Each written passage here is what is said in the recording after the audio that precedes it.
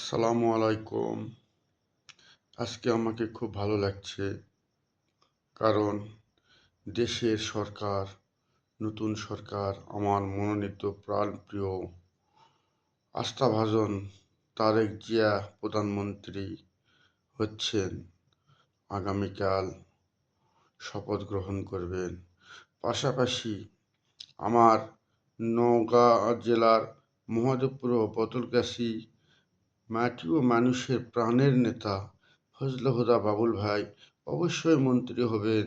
তার যোগ্যতায় সে মন্ত্রী হবেন। আমরা সবাই দোয়া করি তার জন্য, মন খুলে প্রাণ খুলে। আল্লাহ তাআলা যেন এই আশাটা অবশ্যই পূরণ করেন। মহদেবপুর বদলগাছীর ভাগ্য পরিবর্তন করেন। উন্নয়নের মাইল ফলক হিসাবে যেন ফজলে হুদা বাবুল ভাইকে মন্ত্রিত্ব দেন আমাদের মাননীয় প্রধানমন্ত্রী তারেক জিয়া। এই আশাবাদ ব্যক্ত করি এবং সকলের কাছে দোয়া চাই। আলহামদুলিল্লাহ।